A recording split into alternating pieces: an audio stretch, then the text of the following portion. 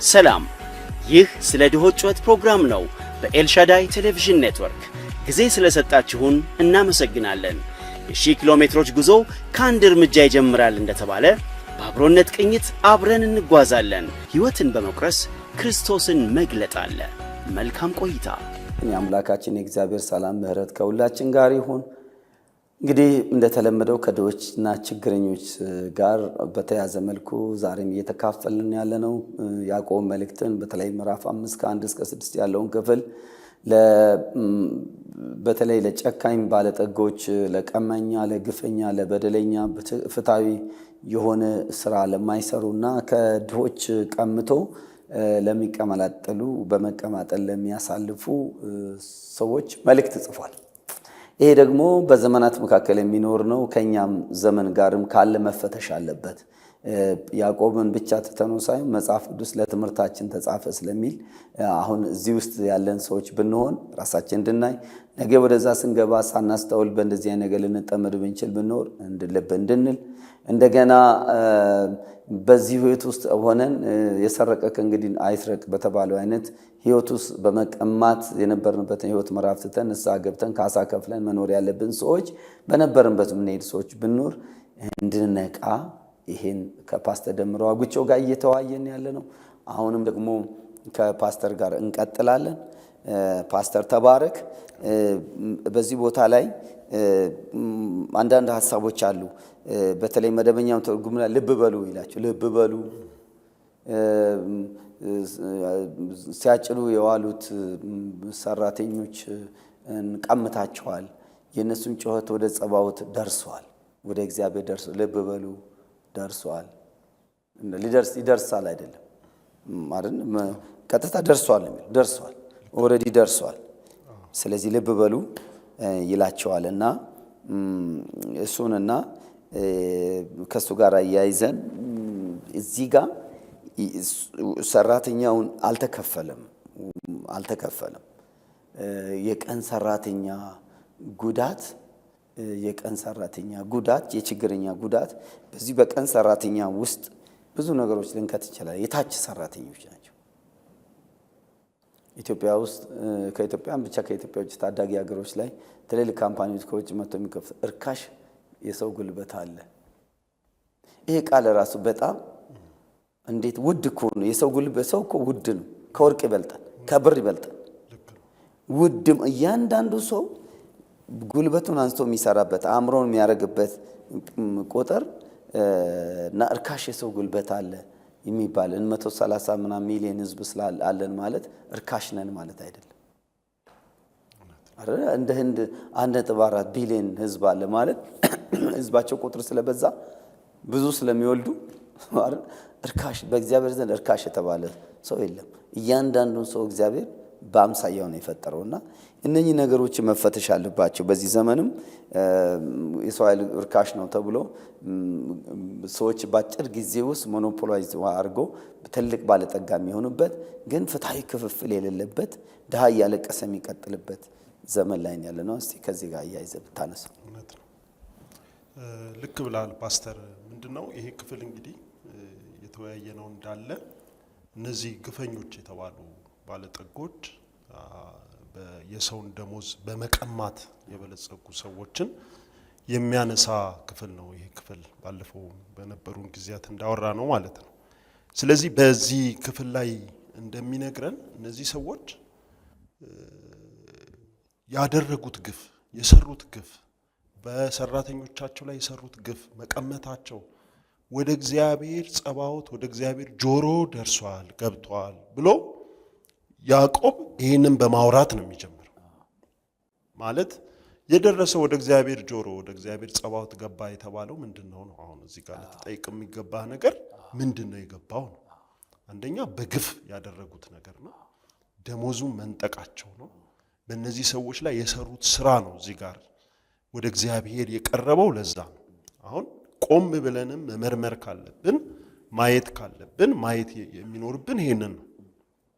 ብዙ ጊዜ ንስሐ ብለን ስንል ስለ ንስሐ ስናወራ ብዙ ጊዜ ኃጢአትን መናዘዝ ላይ ብቻ ነው የምንቆመው። ግን ካሳም አለው አይደል? ለምሳሌ ያክል እንትናን ዘኬዎስን ማንሳት እንችላለን አይደል? ይሄ ዘኬዎስ ቀራጭ ነው፣ የሚታወቅ ሰው ነው፣ ትልቅ ስም ያለው ሰው ነው። ግን ጌታን ሲያገኝና ጌታ ወደ ቤቱ ሲገባ ያደረገው ነገር ንስሐ ብቻ አይደለም፣ ካሳ ነው። ማንንም በድዬ ቢሆን በሁለት እጥፍ አይደል ያለው? ሄዶ የበደለውን ሰው በሁለት እጥፍ ነው የካሳው። እና እቺ ዝም ተብላ ልትታለፍ የምትችል ጉዳይ አይደለችም። አንዳንድ ጊዜ በሰራተኛና በአሰሪው መካከል ለተፈጠረ በደል ተንበርክኮ ንስሐ መግባት ብቻ ሳይሆን ካሳም የሚጠይቅ ነገር ሊኖር የተቀማውን መመለስ ያውም ተሰልቶ መመለስ አለበት። እጥፍ መቀማት እኮ ማለት እኮ ምንም ያ ሰውዬ ምንም አላገኘም ማለት እኮ ነው። ገብቷል? ሰርቶ ደሞዙ በሙሉ ተወስዶበታል ማለት ነው።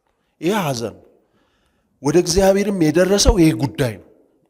እና እግዚአብሔር ከመፍረዱ በፊት ያ ሰውዬ በዚህ ነገር ውስጥ ያለው ሰውዬ መንቃት ልብ በሉ የሚለው ልብ በሉ የሚለው ቁጥር 4 ላይ እሱ መንቃት አለበት። በድሎ ከሆነ ገብቷል? እንትን ሊሆን አይችልማ፣ ያ ሀብት ሊሆን አይችልም። ይህንን እኮ ነው ቀምታችሁ ሰራተኛውን አስለቅሳችሁ ግፍ ሰርታችሁ የምታገኙትን ብር ሰብስባችሁ ሀብታም እንደሆናችሁ እንዳታስቡ ነው። እናንተ ሰው ነው ሀብታም ይላችሁ እንጂ ከላይ እግዚአብሔር ሀብታም አይላችሁ አይልም።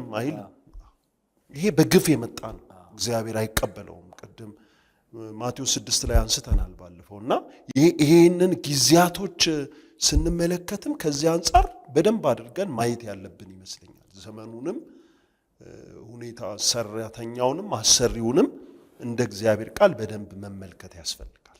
እና እነዚህ ሰዎች በጣም ግፍ የሰሩ ሰዎች ናቸው። ድሃውን ሰራተኛውን ያስለቀሱ ሰዎች ናቸው። የቀሙ ሰዎች ናቸው። ስለዚህ ሀብታቸው ሀብት እንዲሆን ካስፈለገ ምን ማድረግ አለባቸው? ንስሐ መግባት፣ መካስ ካለባቸው መካስ አለባቸው። ካለዛ ምንድነው የሚለው? ሀብታችሁ ተበላሽቷል እኮ ነው የሚለው። በነገራችን ላይ እኔ ይሄን ክፍል እንደሱ ነው ምን ሀብታችሁ ተበላሽቷል፣ ልብሳችሁ በብል ተበልቷል፣ ወርቃችሁ ብራችሁ ዝጓል፣ ተበላሽቷል፣ ተበልቷል የሚለው ቃል እኮ የሆነ እንትን ብቻ አድርጌ አላስበውም። እኔ በመቀመጥ የዛገ ብቻ አይደለም። የሰሩት ስራ ነው ያንን ያመጣቸው። ያ የሰሩት ስራ መንጠቃቸው ገብቷል። የሰራተኛውን ደሞዝ መንጠቃቸው እሱ ነው ያዛገው። እኔ እንደሱ ነው የምረዳውና የብዙዎቻችንም እንትን ይሄ ነው። በእርግጥ ይሄ ከዚህ የተነሳ ገንዘብን ከመውደድ የሚመጣም ነው ብዬም በአንድ በኩልም ደግሞ እኔ አስባለሁ። ስለዚህ ልብ በሉ የአገሬ ሀብታሞች፣ ልብ በሉ የአገሬ ሰዎች፣ ልብ በሉ ነገ ሀብታም የምትሆኑት። ልብ በሉ ምክንያቱም በእውነት በሀብታሞች ዙሪያ ምንም የሚሸክክ ነገር የለም ወይ ነው አሁን ጥያቄው። ልብ በሉ የሚሸክክ ነገር የለም ወይ? ብሎኬቷ ውስጥ የሰው ደም የለችበትም ወይ? መኪና ውስጥ የሰው ላብ የለችበትም ወይ? ምንም ነገር ተቀማጥላችሁ መኖር ትችላላችሁ። በቃ የፈለገ ምንም። ግን በሰው ሀቅ ላይ ከሆነ ጩኸት ያለበት ከሆነ ለቅሶ ያለበት ከሆነ የቃየል አቤልን ገሎት የወንድም የአቤል ደም ይጮሃል። የለም ዕብራውያን 12 ላይ መጥቶ ከአቤል ደም ይልቅ የሚሻል ብሏል፣ ይናገራል የአቤል ደም። ስለዚህ የሰው ላብም የሰው ጉልበትም ይናገራል፣ ይጮሃል። ጸባዖት ደርሷል። እግዚአብሔር ደግሞ ጻድቅ ፈራጅ፣ ሁሉን ቻይ ፈራጅ። ማንም ሰው ከሱ ፍርድ ማምለጥ አይችልም። ይሄ በጣም ሊታሰብ ይገባል። ማንም እኮ አይነካኝም ልባል ይችላል። አንድ ሀብት ያለው ሰው በቅርብ ጊዜ በሆነ ነገር በሩቀኛ የምናከብረው ሰው ነው። እንዴት እንደሚሰራ ምን እንደሚሰራ ምናምን አናውቅም። የቀብሩ ቀን ግን መራራ ነገር በግፍ ያባረራቸው በርካታ ሰራተኞች ፍርድ ቤት ነው ኬዛቸው ያለው። ፍርድ ቤት እየከሰሱት አጠገብ የተቀመጠ ባህሌን ክርስቲያን ባህሌን አስለቅሰውታል ትላለች። ቀብር ላይ ድንኳን ላይ ተቀምጠ ባህሌን እኮ ከስራ አፈናቅሎት እንዲያርጎት ብዙ በቃ ሰራተኛ ላይ ከፍተኛ ግፍ እንዳረገ ብዙዎቹ ሲያለቅሱ ምንም ካሳ ሳይከፍላቸው በአንድ ቀን ውጣ ብሎ ምንም ነገር ሳይከፍል ሐቁን ሳይከፍል በኋላ ድንገት ያ ሰው ሲሞት ተመልከቱ። እና እንግዲህ አማኝ የሚባል ሰው ነው። እንደዚህ ማንን ነው ምን እያደረግን ያለ ነው? እኔ እንደ ሀገር ደረጃ ይሄ እግዚአብሔር መቼስ ሀገራችን ያሳድጋል ብዬ አስባለሁ። የቀን ሰራተኛ የሚባል ሰራተኛ መቼ ነው እንዳደጉ ሀገራት በሰዓት የሚከፈልበት ይላል። በሰዓት ተመን የሚወጣበት ማለት ነው። ሰው ጉልበት ማይበላበት በጣም ለምሳሌ አሜሪካን ስታይ የትኛውም ሆቴል ውስጥ ገብቶ ሳህን ይጠብም ሳር ይጨድም ምንም ያርግ ማንኛውም ስራ በግለሰብ ያሰራው በሰዓት የሚከፈለው 20 ብር ከሆነ እዛ ስቴት $20 ከሆነ $20 ሙሉ በሙሉ እንደዛ ነው ባልል በየስቴቱ በተለያየ መልኩ ሚላይ ከሆነ ቢሆንም ብላክ መጥቶ የሚሰሩ የሆነ ነገር ዝም ብሎ የሚከፈላቸው ምን ባይጠፉ ግን ለምሳሌ ሜሪላንድ የሚከፈለው የዛ ስቴት የሰራተኛ የሰዓት ክፍያ $15 ከሆነ ግዴታው ነው $15 መክፈል።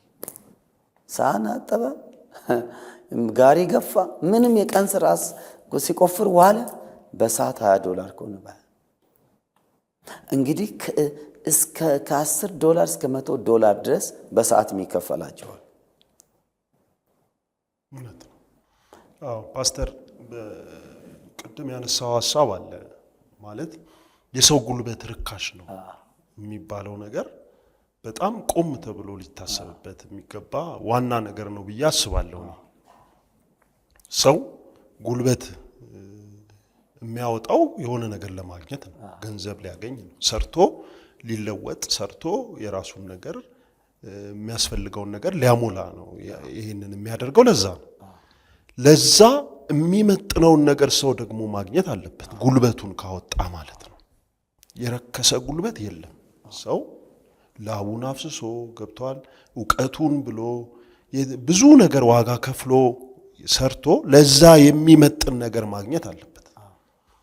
ያው አንተ ከኔ የተሻለ የውጭውን ዓለም ስለምታውቀው እንዳልከው በውጪ በሰዓት የሚከፈልበት ሁኔታ አለ። ጥሩ ነው እሱ እኛ ሀገር ጋር ማናቀው ነገር ቢሆንም ግን ተገቢ ነው ብዬ አስባለሁ። እኔ አንድ ነገር ወደ ኋላ ልመልስህና አንድ ነገር መልሼ ላንሳ። ማለት አሰርተህ ለመክፈል ልትችል ትችላለህ። አሰርተህ ደሞዝ መቀማት ልትችል ትችላለህ። ከቤት ሰራተኛ ጀምሮ አዎ ትችላለህ። ግን አንድ ማትችለው ነገር አለ። እኔ እሱ ቢሰመርበት ጥሩ ነው ብዬ ነው። የነዚህ የሰራተኞች ጩኸት ግን ወደ እግዚአብሔር ጸባዖት ገብቷል። ይሄን መከልከል አይቻልም። አሁን እንደ ክርስቲያን ሰራተኛ እንደ ክርስቲያን ባለሀብት ይሄንን ነው ማሰብ ያለብን። ገብቷል? ይሄንን ልትከለክለው አትችልም። ገብቷል? ገንዘብ ስላለ ምናልባት ህጉንም ለማምለጥ ትችል ይሆናል።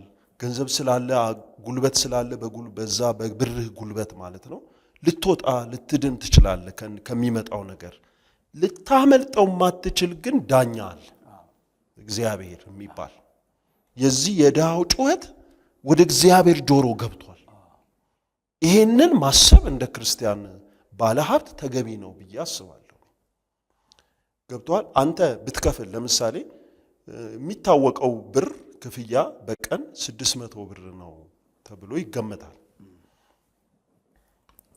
2000 ብር ብትከፍል እኮ ለምን ከፈልክ የሚልህ ህግ እኮ አይኖርም። ይኖራል ፓስተር? አይኖርም። ገብቷል? እንደ ክርስቲያን ገብቷል? እንደ መጽሐፍ ቅዱሳዊ አማኝ እግዚአብሔርን ቃል እንደተቀበለ ሰው እውነተኛን ነገር አድርጎ ለማለፍ ጤናማ የሆነ ሀብት ለማግኘት ቅድም ስታነሳው እንደነበረው በግፍ የሰበሰብከው በግፍ ያከማቸው ነገር እኮ አፍ አውጥቶ ይናገራል። ቀምተህ የገዛሃት መኪና ከሆነ ያለችው ስትነዳት እኮ ታወራለች። አዎ ገብቷል? ተቀምቼ እኮ ነው፣ ግፍ ሰርተህ እኮ ነው፣ ከሌ እኮ እያለቀሰ ነው ትልሃለች እኮ አይደል? ይናገራል። ጣራ እየቆጠረ እንቅልፍ የሚያሳጣው ነገር ምናልባት ብሎኬቱ የጮህ ነው። እንዴ ድምጽ አለው ባንልም እውነት ነው። ከህሊና ወቀሳ ሰው ሊያመልጥ አይችልም። ሰው ይሄንን ነው መረዳት ያለበት። እንደዚህ አይነት አደጋ እንዳለው፣ እንደዚህ አይነት ፍርድ እንዳለው ደግሞ ሊያመልጠው የማይችል ለምሳሌ የተቀማው ሰው በቃ ብሬን በህጋዊ መንገድ ላስኪድና ላስመልስ ሊል ይችላል። የተቀማው ሰው ግን እሱንም ለማድረግ አቅም ሊያጣ ይችላል። ምክንያቱም አንዳንዴ ፍርድ በሀብትም ብዛት ሊጣመም ስለሚችል ገብቷል። ግን ሊያጣሙት የማይችሉት ፍርድ ግን አለ፣ በእግዚአብሔር ጆሮ ይገባል። እሱን ማሰብ ነው ጥሩ። ገብቷል። አንተ ነገ ባለሀብት ብትሆን አሁን ሀብታም ነህ ብዬ አንተን ባስብ ነገ እኮ ልጆች ካሉ ገብቷል። አንተ የምትሰራውን ስራ በጎ ይሁን መልካም ነገር የሚያጭዱ ልጆች አሉ፣ ከኋላ የሚመጡ ልጆች አሉ። እሱን ማሰብ ጥሩ። እግዚአብሔርን ከማሳዘን ደግሞ እንደ ክርስቲያን ሀብታም ራስን ቆጥቦ መኖርን ማሰብ ተገቢ ነው ብዬ አስባለሁ። ልክ ነህ ፓስተር። በጣም እኔ እንደዚህ ብዬ እያሰብኩ ነበረ። አሁን ይህን ወደኛ ብናመጣው አጫጆች የሚለው የቀን ሰራተኞች ውሎ ሰርቶ የሚውሉ ሰዎች ናቸው።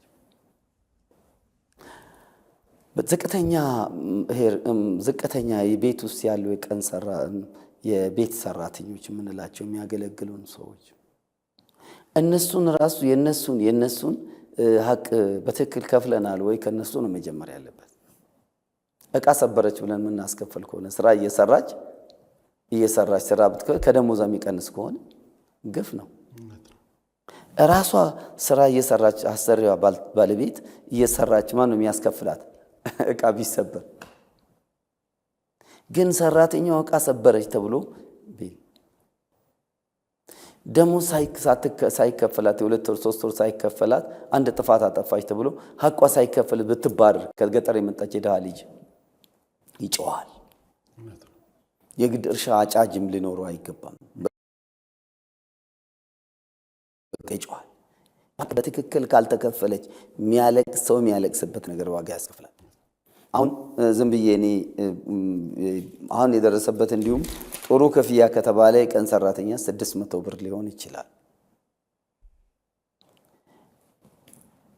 አሁን ጠዋት 600 ብር ጠዋት ላይ እንግዲህ እነኚህ የቀን ሰራተኞች ብዙ ጊዜ አብዛኛውን ትዳር ጋር ቤተሰብ ጋር የሚኖሩ አይደሉም። ብዙ ጊዜ ሆቴል ጋር የማሳለፍ ነገር አለች። ባኛ አውድ ካየ ነው ጠዋት ወጥቶ እንዲሁ 100 ብር እንኳን ቁርስ እዛ አካባቢ ካገኘ ያው መሻይ ዳቦ ጋር ምናምን የተያዘ ነገር ምሳ 200 ብር ቢበላ እዛው አካባቢ ያለ ሽሮ የሆነች ነገር ቢበላ ፕሮቲን እንደ ጉልበት ስራው እንኳን የማይጠቅሙ እራት 200 ቢበላ 500 ብር ነው። የቤት ኪራይ 6000 ብር እንኳን ቢከራይ ዳር ወጥቶ ስንት ነው የሚሆነው? 200 ብር በቀን። ስለዚህ 700 ብር ነው። ኔጌቲቭ 100 ብር ነው። ይሄ ሰውዬ ኔጌቲቭ 100 ብር ነው። ጫማ መግዛት አይችልም፣ ልብስ መልበስ አይችልም፣ ሻወር ገብቶ ሳሙና የሚገዛበት ነገር የለው።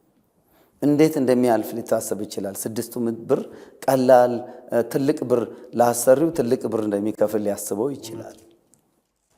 አሁን ዝም የአሜሪካን ሳሰላው አንድ የቀን ሰራተኛ በሉ ጉልበት ስራ ማንኛውም ስራ የሚሰራ በሰዓት $20 ቢከፈለው በቀን $160 ነው። ይሄን በ26 ቀን የስራ ቀናት ቢታሰብ 4100 ብር አካባቢ 4000 ምናምን ዶላር ወደኛ 140 ብር በገባው ላይ ብናዞረው እዛ በርግጥ የሚወጣው ወጪ በዛ ነው። 500 ምናምን ሺህ ብር ነው በወር ማለት ነው። አንድ ጉልበት ሰራተኛ ሊያገኘው የሚችለው 500 ምናምን ሺህ ብር ሊሆን ይችላል። ግን መታሰብ ይጠይቃል። አሁን ምንድነው መታሰብ የሚጠይቀው? ፍትሃዊ አሁን እንደዚህ አይነት ታዳጊ ሀገሮች ላይ ሰዎች በ2 ዓመት ውስጥ ቢሊዮነር ይሆናሉ፣ በ10 ዓመት በ5 ዓመት ቢሊዮነር ይሆናሉ። ድሃ ግን በድህነቱ እንደዛ እየቀጠለ ነው። እስካሁን ምናልባት የዛሬ 20 ዓመት የቀን ስራ የሚሰራው ሰውዬ ከቀን ስራ አልወጣም። ቤተክርስቲያናችን ያለንበት አካባቢ የቀን ሰራተኞች ናቸው በብዛት። የቀን ሰራተኞችን በዓል ጊዜ ምግብ እንመግባቸዋለን፣ አቅም ስለሌላቸው እንደግፋቸዋለን። ግን የዛሬ 12 ዓመት የሚመገቡ ቀን ሰራተኞች ናቸው፣ አልተለወጡም። ምክንያቱ ከእጅ ወደ አፍ ነው። እነሱን ግን ህንፃ ያስገነባው ባለጠጋ ግን ስንት ፎቅ ሰርቷል፣ አድጎበታል እኮ በጣም በከፍተኛ ፍጥነት። ግን የነሱ ላብ ተበልቷል፣ የነሱ ሀቅ ተበልቷል። ፍትሃዊ አይደለም። ለምንድን ነው ድምጽ ከሆነ የምናሰማው እኛ ማንም ይተግብረው አይደል? ለምሳሌ እንደነ አሁን ትልልቅ ሪል ስቴቶች እየመጡ ናቸው ኢትዮጵያ ውስጥ ትልልቅ ካምፓኒዎች ብዙ የቀን ሰራተኛ የሚጠይቁ ብዙ ብሎክ ያለባቸው እየሰሩ ናቸው። እነኚህ ሰዎች ትልልቅ ሪል ስቴት ቢሊዮነር ትሪሊዮነር ቢሆኑ ምን ትርጉም አለው? ግን ምን ማድረግ አለባቸው? ቻይና እንኳን መጀመሪያ መንገድ ስራ ከመስራቱ በፊት ኢትዮጵያ ውስጥ የሆነ ከማድረግ በፊት ካምፕ ነው የሚገነባው። የራሱ የቻይና ሰራተኛ የሚያድርበት ምግብ ምንስ ቤት ያለበት ቤት ሰርቶ መጠለያ ሰርቶ ነው የሚጀምረው። ለምንድን ነው እንዲሁ 6000 ሰራተኛ አስተዳድራለሁ አይደል? ሜድሮክ 79000 ሰራተኛ አለኝ ተብሎ ቀስ ይነገር ነበር። ጥሩ ነው፣ ግን ለምንድን ነው ለሰራተኛ ካምፕ ፕሮጀክት ውስጥ ያልቅ ድረስ ካምፕ መጀመሪያ ተሰርቶላቸው ምግብ እዛ ተዘጋጅቶ ሻወር ተዘጋጅቶላቸው ህንፃ ሲገነቡ እነኚህ አፈር ሲበሉ የዋሉ ሰዎች ከዳር እስከ ዳር ደግሞ መሀል ከተማ ህንፃ ሲሰሩ ቆይቶ በእግራቸው ዳር ድረስ የሚንከራተቱት በደከሙበት ጉልበት ውስጥ ዳር ለምን ይንከራተታል? ከገጠር የመጣ መከራ ሲያይ። ስለዚህ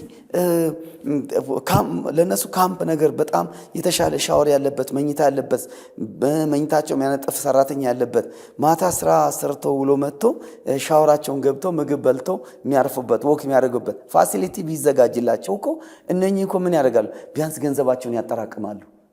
ያቺን ያገኟትን በቀን 600 እንኳን ብትሆን ምግብ የሚበሉበት እዛ ጋር የሆነ ነገር ከተመቻቸ ለነኚህ 300 ብር በቀን ተሰጥቶ 300 ወደ ምግብና ወደ መጠለያ ኖሮ ቢደረግ እኮ ቢያንስ አጠራቅሞ ሄዶ ገበሬ በሬ ቤተሰቡ ጋር ሄዶ የሚገዛበት ድሃ ነገ እርሻ የሚያርስበት ቤቱ ኑሮ የሚቀይርበት ከቀን ሰራተኛ ወደ ሆነ ነገር ሊቀይር የሚችልበት ነገር ይችላል። ለምን አይታሰብም? ለምንድን ነው ወደ ህንፃ ወደ ምን ይሄ ቀን ሰራተኛ የድሃ ሰው ለምን መቼ ነው የሚታሰበው? መንግስት ይሄን የሚያስበው። ስለዚህ ይሄ ድምጽ የሚያስፈልገው መንግስት እጅ እንዲገባ ትውልድ እጅ እንዲገባ ኖ ልክ አይደለም። ስለዚህ ህንፃዎች እየተገነቡ ይሄዳሉ። ካምፕ ይዘጋጅ፣ ሰራተኛው ሻወር ቤት፣ ምግብ ቤት፣ መንስ ቤት ይዘጋጅ። አይንከራተት። ጉልበቱን ሰጥተው መከራ አይተው ከየፎቁ እየወደቀ እየተሰበረ እየሞተ ሴፍቲ ባለበት ሁኔታ ድሃ እየጮኸ እያለቀሰ ነው። ስለዚህ እቺ ጋር ትንሽ የምትለው ነገር ቢኖር በጣም የሚገርም ነው ፓስተር ያነሳው ሐሳብ ወሳኝና በጣም አስፈላጊ ነው ብዬ አስባለሁ። እንግዲህ ያው መነሻችን ያዕቆብ ነው።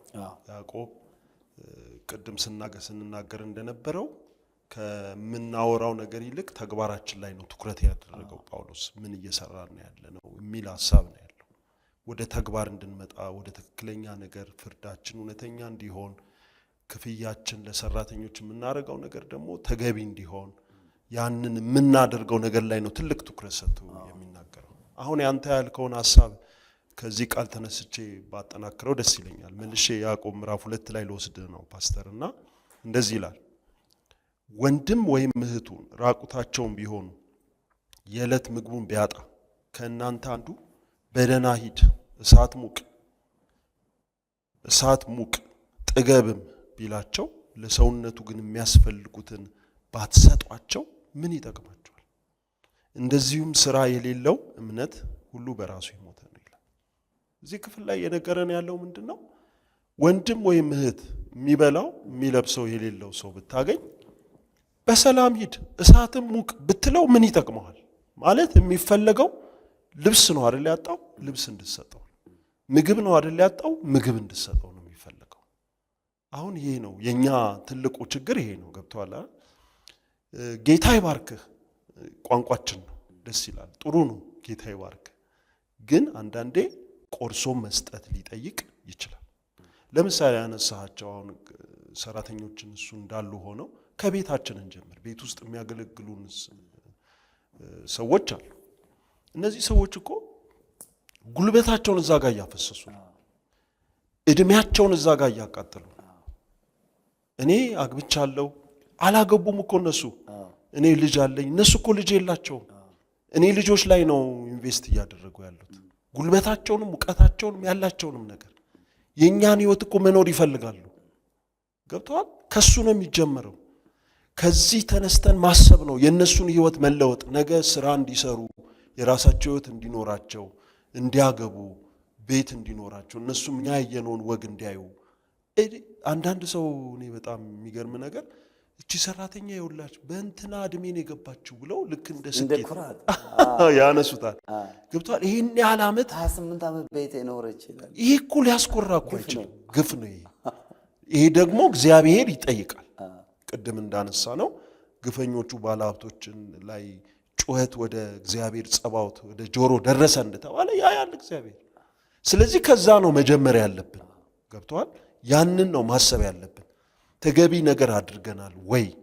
ገብቷል። ይሄንን ህይወት ምክንያቱም ልጆች አሉና ልጆች አሉኝ። እኔ አሁን ልጆቼን በሰራተኛ አሳድጌያለሁ።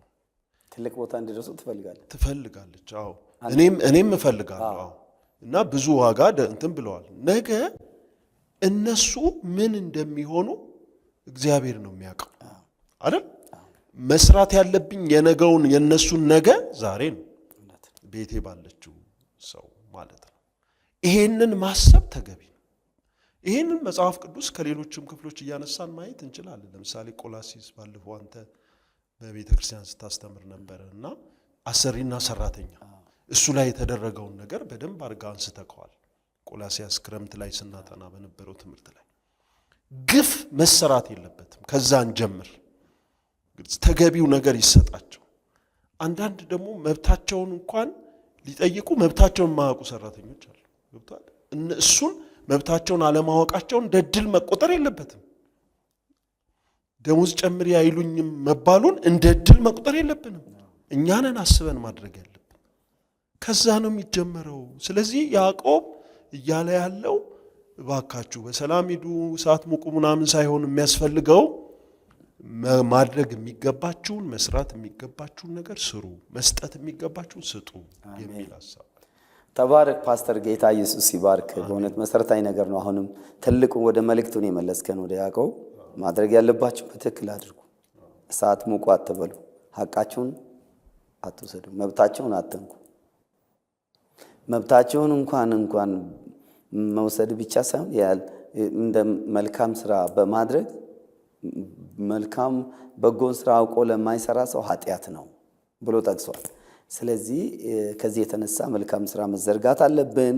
ከቤት ሰራተኞቻችን ጨምሩ መፈተሽ አለብን። አይመለከተኝም፣ እኔ ባለጠጋ አይደለሁም ማለት ሳይሆን መካከለኛ ኑሮ ያለን ሰዎች እኛ ደሃኑን አናውቀውም። እኛም ራሳችን የቱ ጋር እንደምንተነተን አናውቅም። ግን እግዚአብሔር ይመስገን ጫማ የለኝም ብላ አትበሳጭ፣ እግር የሌለዋልና እንደተባለው ከሌላው አንፃር ድህነትም ብልጽግናም ንጽጽር ስለሆነ እግዚአብሔርን እናመሰግናለን። ግን በዚህ ውስጥ ግን እያንዳንዷ ከቤት ሰራተኛ ጀምሮ ከየትኛውም ስራ ውስጥ ማሰብ አለብን የሚለው እግዚአብሔር ይባረክ። እንግዲህ ፓስተር ጌታ ኢየሱስ ዘመንን ይባርክ። ደግሞ ሌላ ጊዜ እንቀጥልበታለን። ዛሬ እንኳን ከሰዓት አንፃር ያቆምነው እንጂ ክፍሉ ገና በደንብ አልተነካም። ራሱ መነካት ያለባቸው ስለመቀማጠል መግደል ጋር ስለመሄድ ሴሰኝነት እነሱን አልነካንም። ወደዛ ያሳድጋል። ይሄ እንደሚያሳድግ ራሱን የቻለ ፕሮግራም ያስፈልገው ነው። የገንዘብ መውደድ የክፋት ሁሉ ስር ነው። ወደዛ ይወስዳል እና እነኚህ ነገሮችን አስበን መጠንቀቅ አለብን። ጌታ ኢየሱስ ይባርክ ማለት እወዳለሁ። በኤልሻዳይ ቴሌቪዥን እንግዲህ ያዕቆብን መልእክት ከፓስተር ምሮ ጋር አብረን የተወያየነውን የተካፈላችሁ ቅዱሳን ክፍሉን አጥኑ። በሕይወታችሁ ላይ በማስተዋል በጥንቃቄ ለመኖር ወስኑ። ሌሎችንም ደግሞ አስተምሩ፣ አካፍሉ። ጨለማውን መግለጥ አለብን። የተጻፈውን ሳንፈራ መናገር መቻል አለብን። ምክንያቱም ብዙ ጊዜ ብንገስጽ ብንመክር ሰዎችን የምናጣ ባለጠጎች የምናጣ እየመሰለን ቀባብተን መኖር የለብን። እውነትን ተናግረን ሰዎች በእውነት መስመር እንዲሄዱ በሐቅ እንዲሄዱ ማድረግ መቻል አለብን። አንዳንድ እንደዚህ አይነት እውነታዎች መናገር በሰዎች ዘንድ ላያስወድዱን ይችላሉ። እውነታዎችን ግን መናገር ግን የተፈጠርንበት የተጠራንበት የኖርንበት የሕይወታችን ዋና ተልእኮ ስለሆነ ይሄን ሳናመቻምች ከዚህ በበለጠ መልኩ ድግሪውን ጨምረን ማስተማር አለብን። እንደዛ አድርጎ እናበረታታችኋለን። እግዚአብሔር ዘመናችሁን ይባርክ። የኤልሻዳይ ቴሌቪዥን መሪዎች ፓስተር አበራም ፓስተር በለጡም እዚህ የሚተጉት ወንድሜን ይድነቃቸው ብሬንም እግዚአብሔር ይባርካችሁ ማለት እወዳለሁ። ተባረኩ። በሚቀጥለው ፕሮግራም እስክንገናኝ ድረስ ሰላም። ይህ ስለ ድሆች ጩኸት ፕሮግራም ነው በኤልሻዳይ ቴሌቪዥን ኔትወርክ። ጊዜ ስለሰጣችሁን እናመሰግናለን። የ1000 ኪሎ ሜትሮች ጉዞ ከአንድ እርምጃ ይጀምራል እንደተባለ በአብሮነት ቅኝት አብረን እንጓዛለን። ሕይወትን በመቁረስ ክርስቶስን መግለጥ አለ። መልካም ቆይታ።